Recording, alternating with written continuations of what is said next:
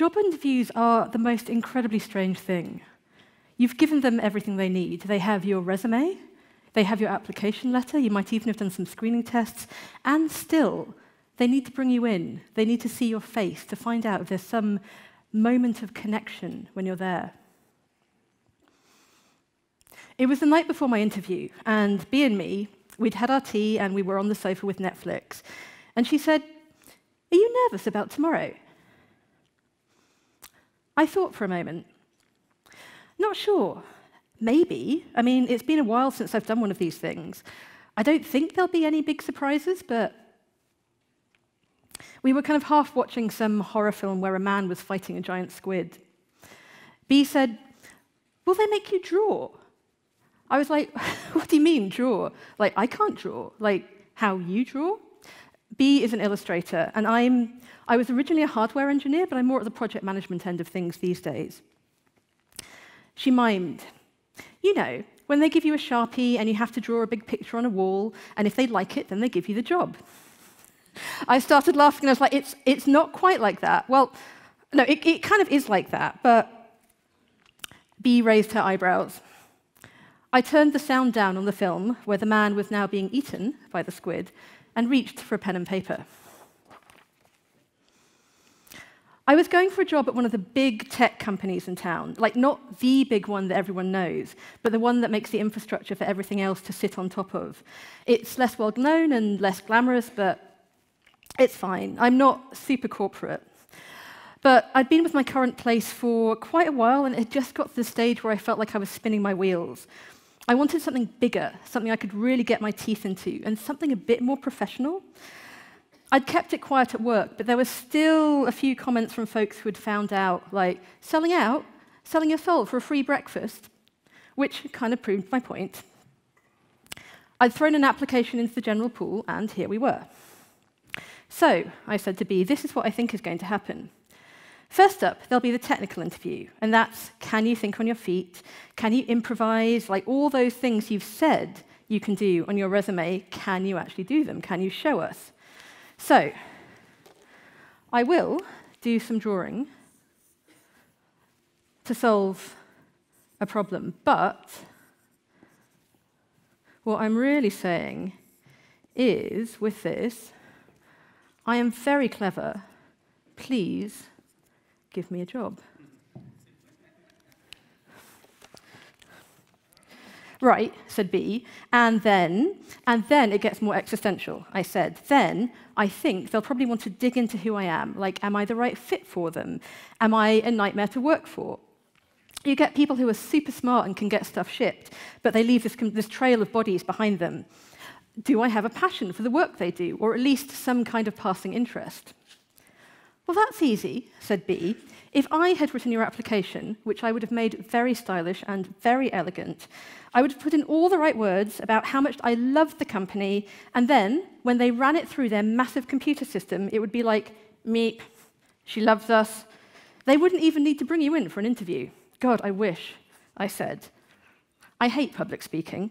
I hate talking to a bunch of people I don't know, even if I've got notes. I get incredibly nervous, and I would much rather be at home on the sofa.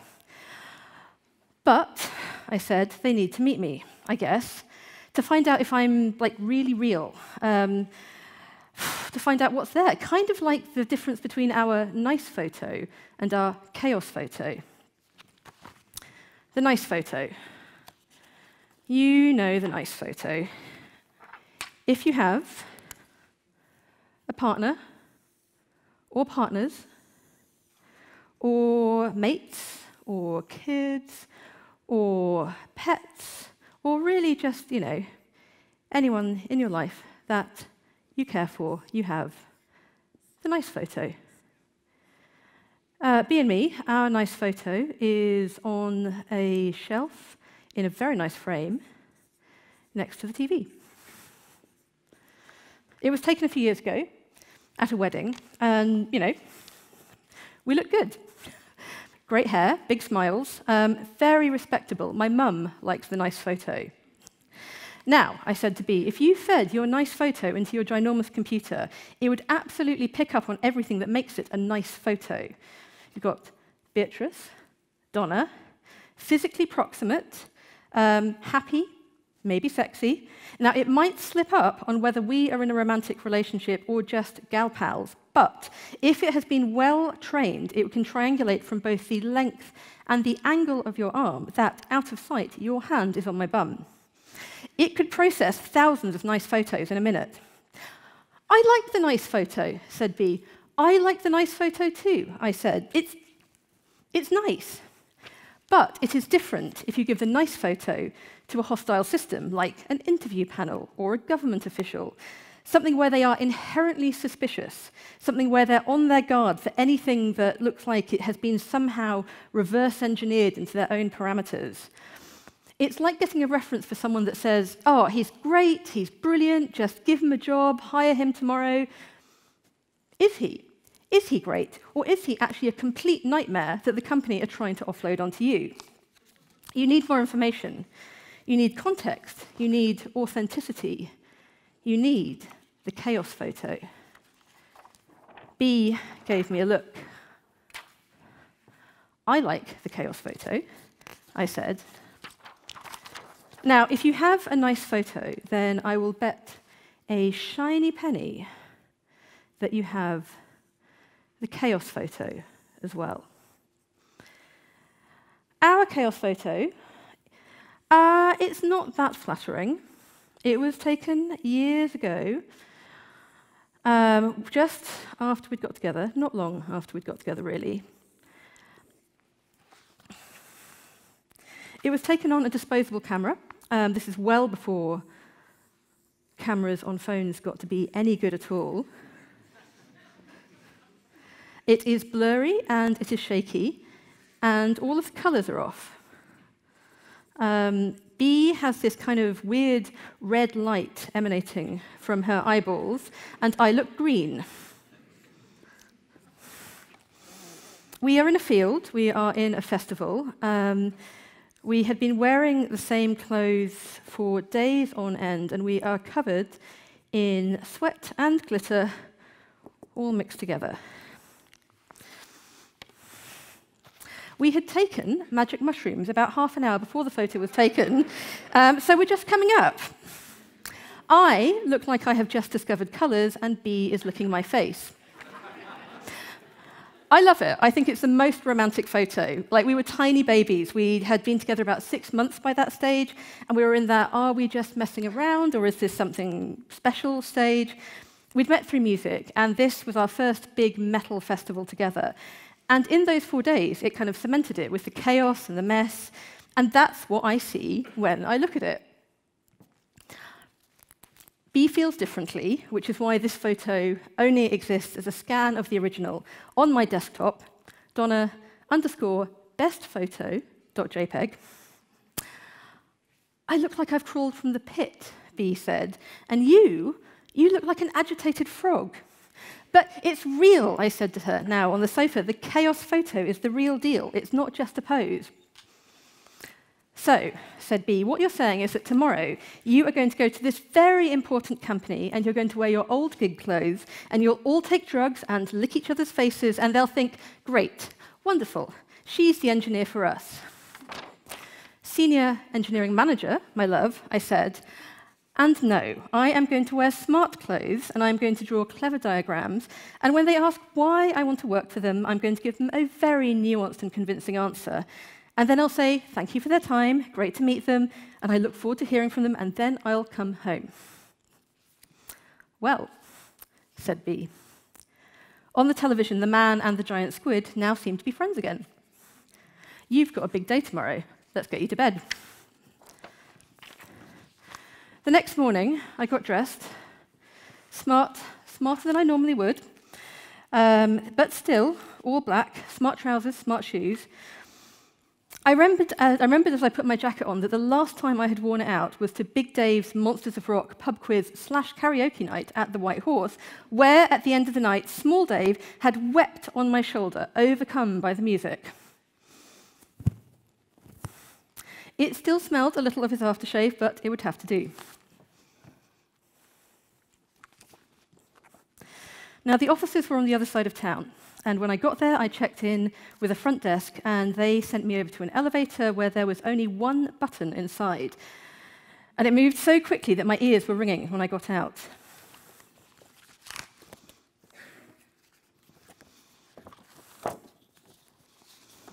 The reception, when I got to it, let's try like this, was pink. Kind of a pearly pink. It smelt like honeysuckle or some kind of floral incense. A very composed young man then guided me through a massive non-disclosure agreement, which, as far as I could tell, all boiled down to, don't take anything out of here. The moment I'd finished signing, there they were. 4 of them, my hosts. I'd had some stupid preconceived idea that everyone here would be in matching company logo t-shirts or hoodies or something, but they were dressed in very expensive-looking fabrics in muted colors.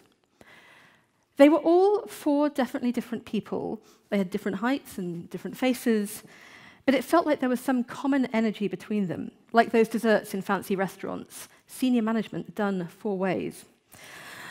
Company culture, I thought to myself. I was already starting to feel extremely out of place in my head to toe. Black and possibly stinky jacket, but they all seemed very genuinely pleased to see me. We thought we'd give you a tour before we get going, said one.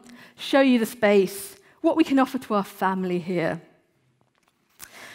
We rounded a corner in the oyster shell, and then suddenly, we're in a dark room.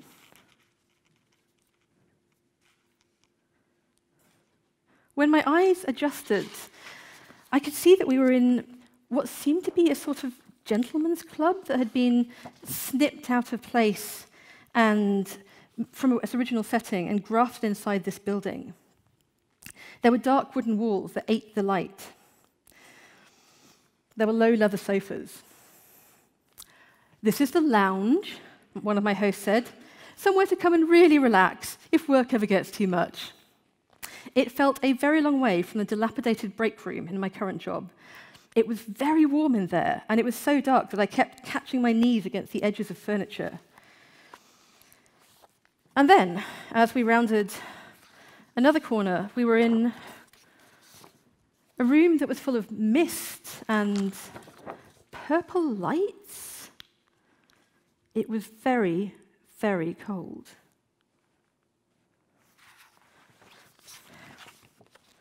And this is the kitchen, my host said. Through the mist, I heard another one of them call, "We use fogponics to grow microherbs and algae. It makes the most delicious juice and so good for the brain." I thought of the communal cafetières in my own break room that were indeed growing their own form of life. Through the fog, I heard of a heavy magnetized door closing. And then, down a step, and down another step, and down another step, we were in not a gym, but a proper old-school gymnasium. There were pale wooden walls. There were no running machines or cross-trainers or anything like that, but instead groups of people doing some sort of macho yoga, like hauling big, heavy sacks across the floor, their muscled bodies topped with little baby faces. "We encourage a healthy body as much as a healthy mind," said one of my hosts. I could smell chlorine, and I could hear splashing somewhere, but then also the smell of burning that was cutting underneath it.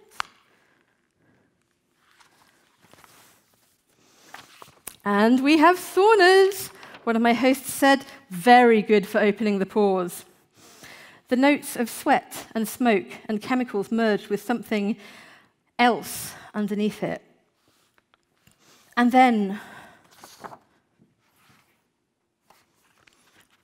we were in a forest. I couldn't tell if we were still inside. The trees were so thick that when I looked up, I couldn't see if there was a sky or not. "Apple have something like this," I said, at their campus in California." "Apple," one of the hosts said. I realized it probably wasn't smart to bring up their competitors. I'm sure what they have is very decorative, but this is a functional forest. We created it as a place to ground yourself in times of stress, to release anger. We steered through a twisting path.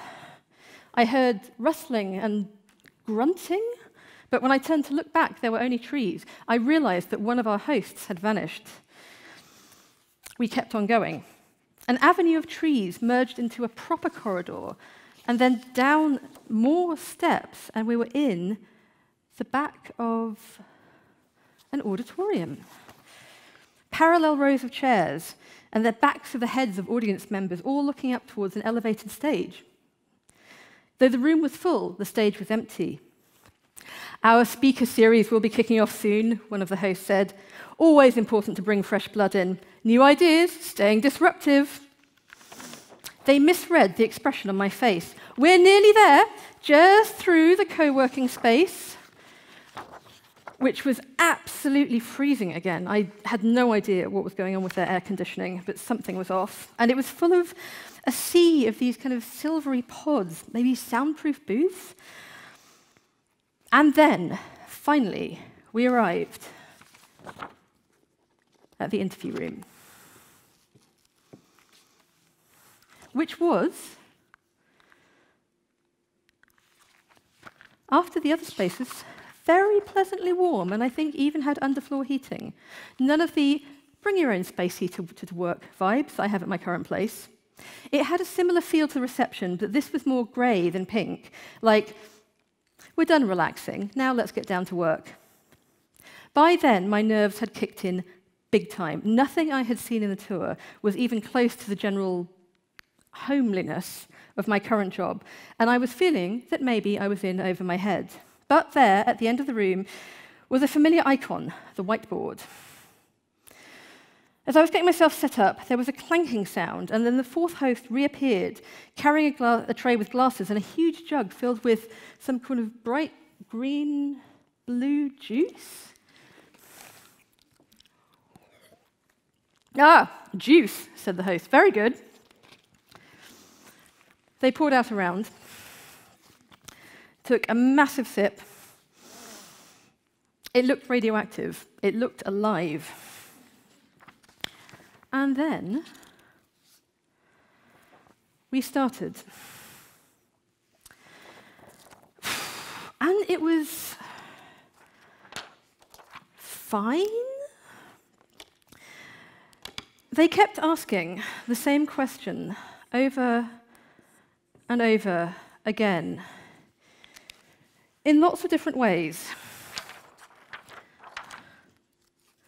How would you scale a product? How would this be different if it were digital? But how would it be different if it were physical? How can you prevent errors that have crept in early on from scaling?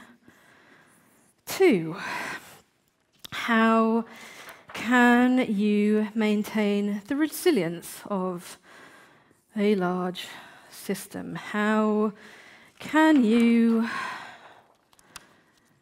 create heterogeneity and prevent homogeneous failings? It felt like they might have been killing time. But there were no clocks anywhere in the room. And just as my hand was starting to get tired, one of them said, "So, could you tell us about what attracts you to this role?" The autopilot kicked in, and I said, "Well, I was hoping to work somewhere bigger with more scope for creating things that actually made a difference, and how exciting it would be to work on something that didn't just end up with a few people, but in the hands or the pockets or the homes or the hearts of every other person you've passed on the street. Much passion, very love for this scale of work." They all looked at each other, and something passed between them. One gave a little nod, reached for a folder under their notepad, and slid something across the table to me. It was the photo.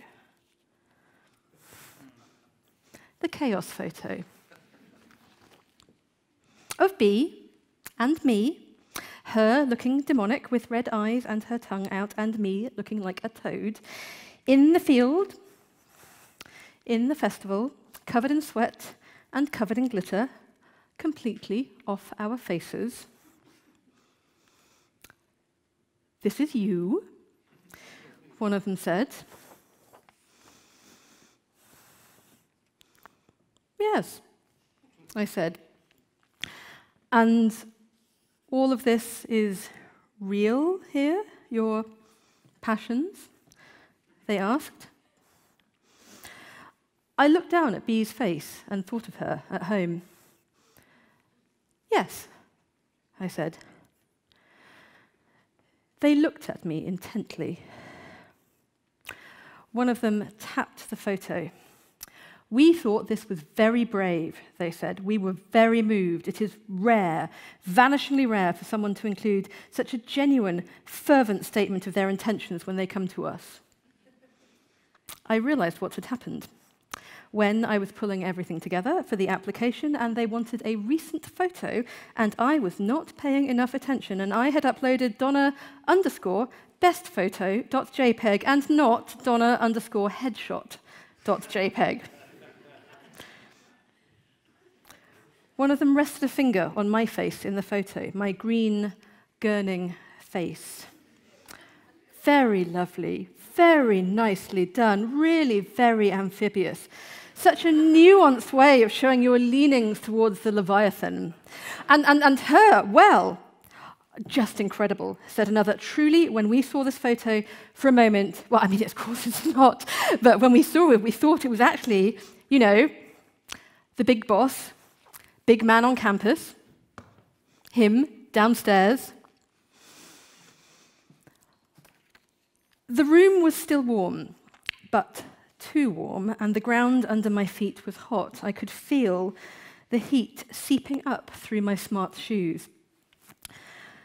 That smell from the sauna of burning wood and something else was suddenly at the back of my throat. They were still talking. "It has been so difficult to find the right people," one was saying. "You would think it would be easy after all this time.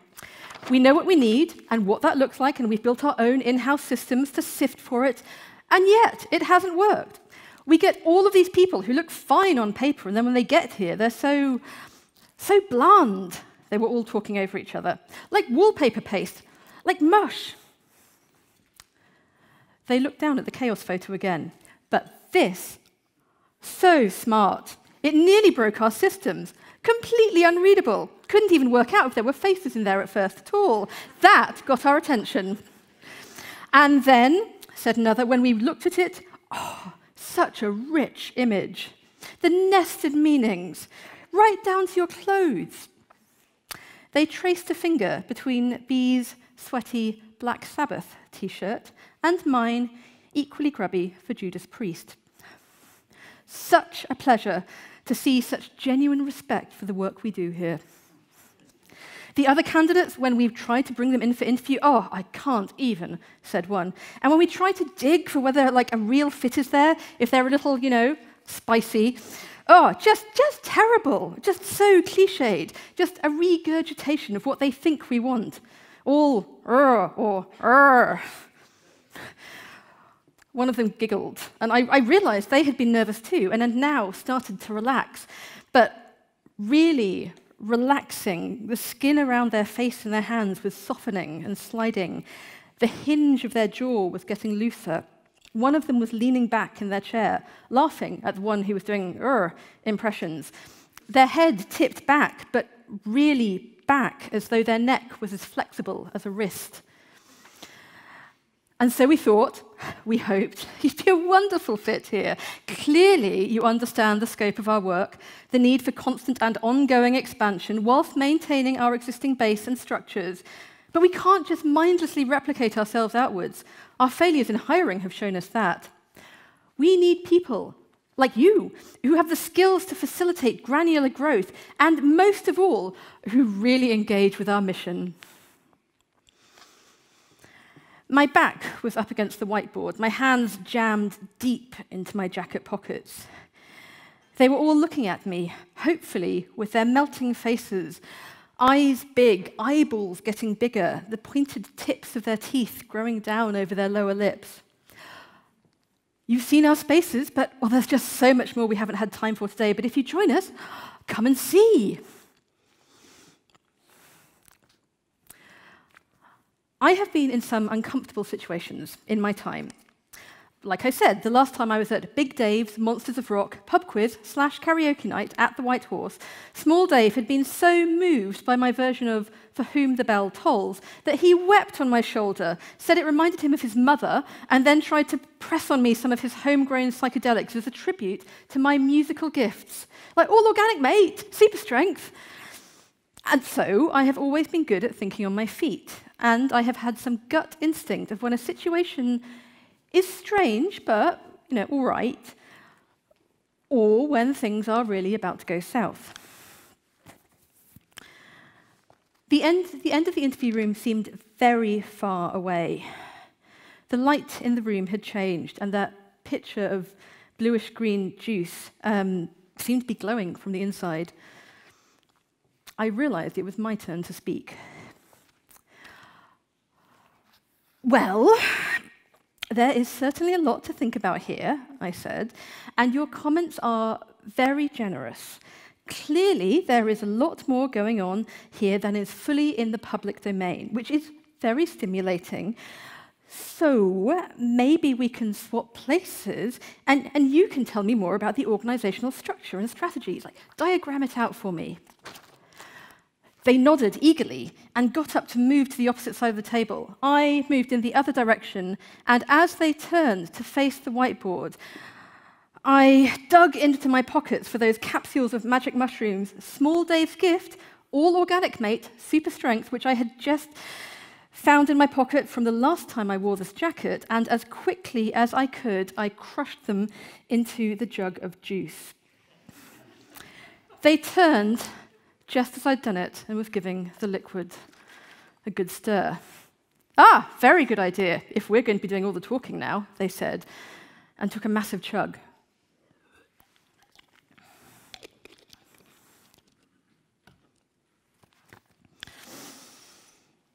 And then they turned back to the board. Psilocybin takes around 30 minutes to kick in, depending on physiology and depending on dose. And down at the base of my brain, there was some half-formed instinct that whatever they were and wherever this was, if they were capable of having a good time on spirulina and microherbs, then this maybe might have some effect.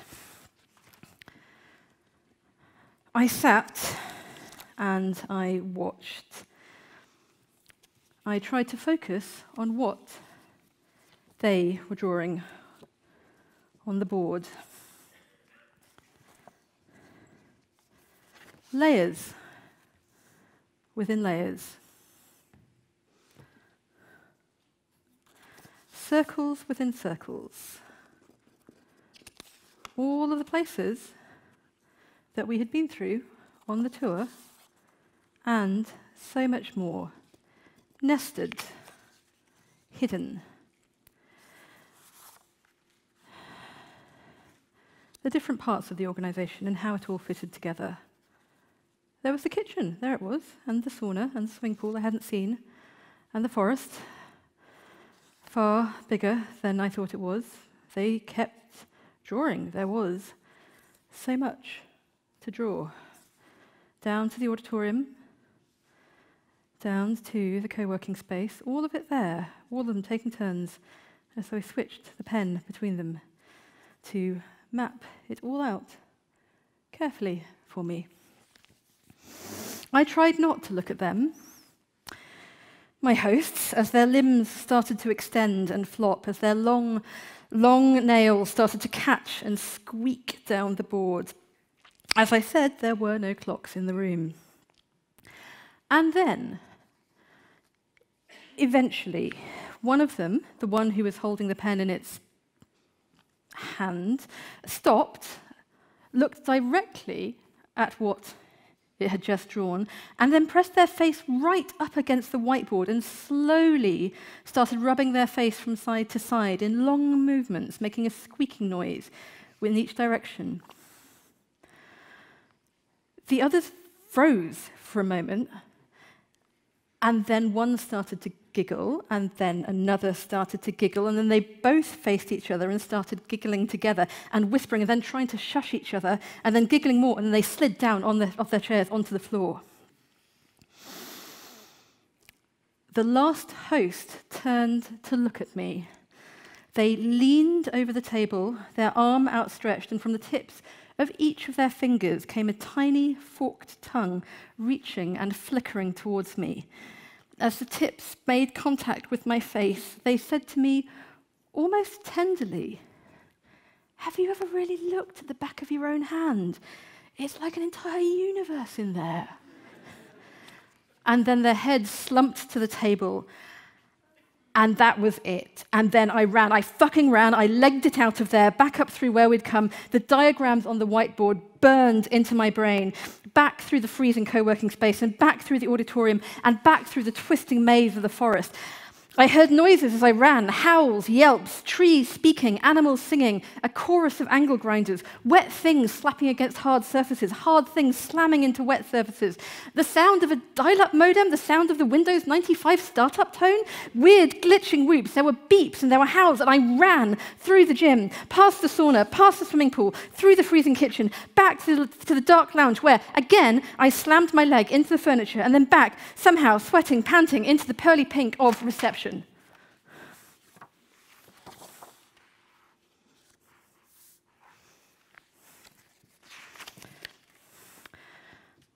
The smart young receptionist gave me a smooth look. "Leaving us so soon, Donna?" he asked. "I left them to discuss things," I said, trying to catch my breath. He nodded and pressed the button for the elevator. As the doors began to close, he called, "Hope to see you soon. You know where we are. We're always here." And then I was out onto the street, and I don't remember how I got home, but I did. I did change jobs afterwards, but not to anything corporate. I am with a smaller engineering company now who make bespoke instruments for archaeologists and geoengineers. We build tools that go down deep into the ground and will tell you what's down there. They have got electronics in them, but they are solid, hefty objects. Heavy, metal, contained. And I interviewed for it, standard stuff, what I could do for them, why I wanted the job, how great it was to meet them, thanks for their time, I looked forward to hearing from them. And then a day later, they offered me the job. I didn't tell B all of what had happened in the other place, mainly because I wasn't really sure that I could remember things properly. But I did say it hadn't really worked out and that it wasn't really the right place or the right culture for me. "Oh, babe, that's all right," she said. "No need for a big change, eh? Better the devil you know." I sleep all right. I wasn't sure that I would afterwards, but I do. But sometimes when I sleep, there are the dreams. And I'm back there again, back in the interview room. And this time they are all there. Not just the host, but the rest of the organization too. All of them looking up at me in the dark. And it's the end of the interview, and in the dream, the fear is gone. And I kind of feel bad for the miscommunication, that they thought they'd made a connection, but I'm not their girl. So, it was great to meet you all. Thank you for your time, and I look forward to hearing from you.